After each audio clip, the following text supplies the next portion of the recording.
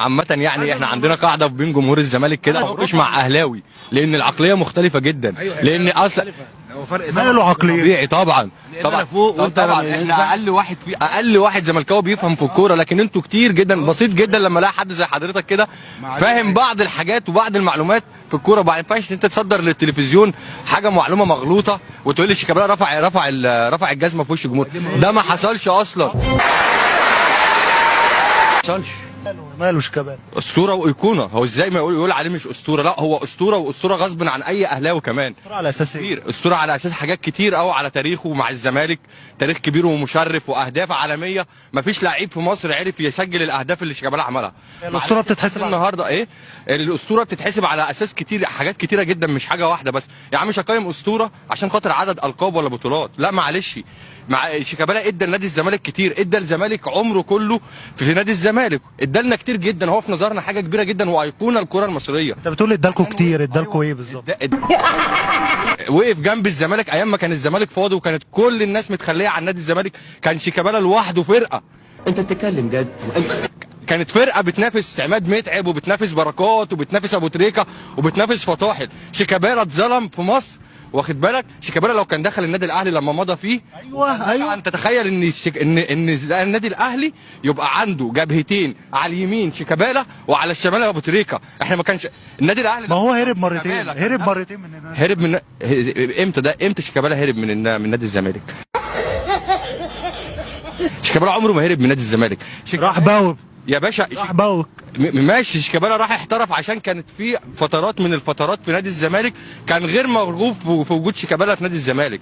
بس شيكابالا ده نادي الزمالك ده بيته وده مكانه، واحنا كلنا من كبير لصغير في نادي الزمالك ورا شيكابالا وفي ظهره، وهيفضل في عمره اسطوره ليا من وجهه نظري. انا هيفضل اسطوره، وهيفضل كمان اسطوره على اساس ايه؟ على يعني ايه؟ على اي؟ انت الاسطوره بتتحسب ارقام. الارقام فين ارقامه؟ ليه شيكابالا ارقامه قليله مع الزمالك ولا ايه؟ وبطولاته فين ارقام الزمالك؟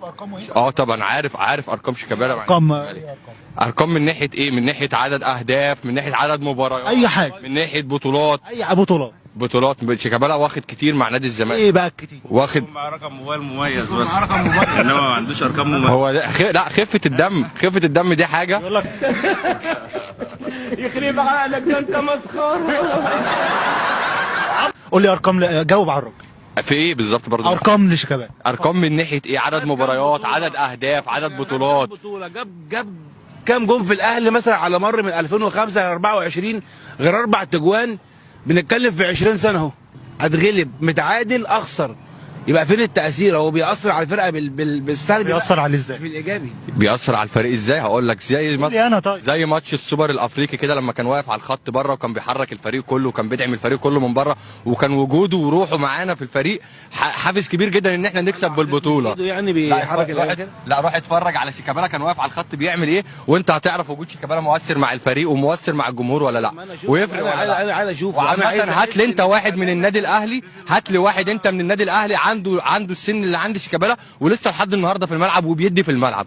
مش هتلاقي الكلام كده. بيدي ازاي في الملعب؟ بيدي ايه معلش؟ بيدي تمريرات حاسمه صحيحه بنسبه 100%. بيدي ان هو بيصنع لعب للشباب الصغير. ممكن سؤال. تمريرات شيكابالا الحاسمه الموسم ده كام؟ لا هو الموسم دوت ما شاركش غير في مباراتين او 3. تأثيره عشان 2005 باشا شيكابالا سنه اللي في سن شيكابالا اصلا اعتزل الكوره من زمان.